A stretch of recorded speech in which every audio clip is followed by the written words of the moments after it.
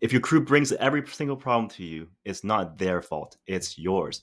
But don't worry, by the end of this video, you'll know exactly why this is happening and how to fix it so that your business can run without you putting out fires all day. So let's talk about John. He owns a roofing business, great crew, great customers, but every decision still ran through him. Pricing, customer issues, scheduling, and even small stuff like, hey boss, what color shingle should we use? So John thought this was just how leadership worked. But then he tried to take a vacation, 2 days in, 53 phone calls. The business wasn't running, it was running him. If your crew relies on you for every decision, you don't have a leadership team, you have a bottleneck, and that bottleneck is you. So there's a couple of reasons why this might be the case. First one, you build a parent-child dynamic. The leader-member exchange theory shows that leaders unintentionally create two groups. They normally create an inner group, the trusted inner group, and then also an outer group, those who check with you for every single little thing. If you're too available or you're always the final decision maker, your team won't take ownership. They'll just keep running to their dad. Number two, they don't know how to make decisions without you. So another study, 2022, on participative leadership found that business owners don't give clear decision-making rules. Employee defaults to ask the boss syndrome because they don't want to get it wrong. This is even worse in trades. When a mistake means losing time, money, or a client, people play it safe and just ask you instead. And finally, you're probably solving instead of coaching. And a lot of research on psychological safety shows this. When team members feel like taking ownership and making mistakes is going to cost them a lot, they just rather play safe. So if you end up jumping into every situation and fixing it yourself, they'll just keep bringing the problems to you instead of solving it. It's so tempting to do that because you own your business and you really want to have a good brand to it, a good face to it, which is why a lot of people, especially in the trades, who are working 70 plus hours.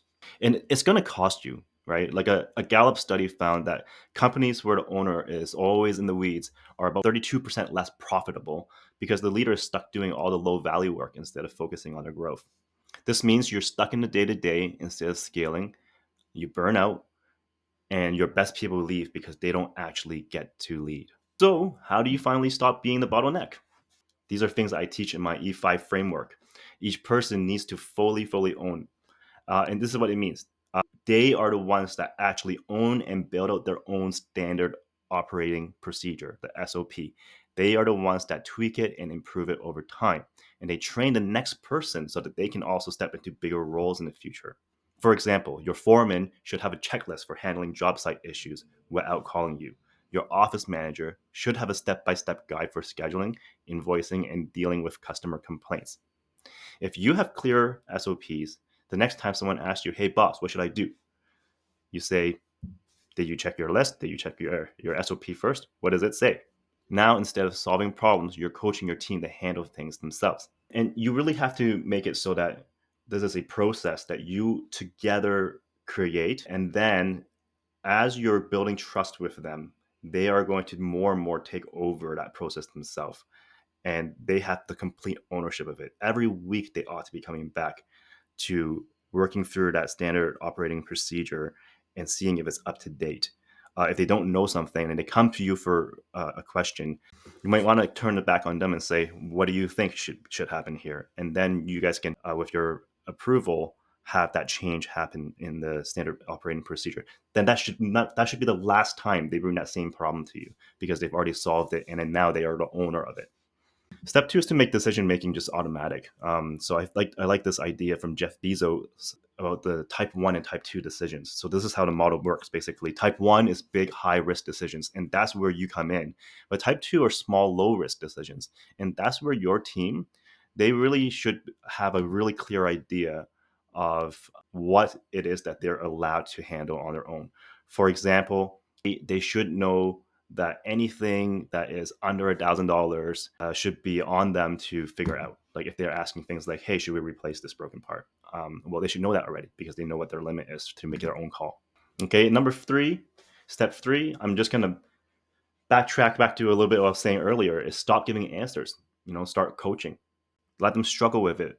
Like let them come up with options and let them pick them. And sometimes even let them fail at them because when they feel like they have your trust to fail at things, they're going to get so much better at it. That's the failure is the best teacher. Bottom line is, if you want a team that runs the business instead of running to you, start here. Shift from being the boss with the answers to the leaders who empowers decisions. It won't be instant, but this is how you build a real company that runs without you micromanaging every move.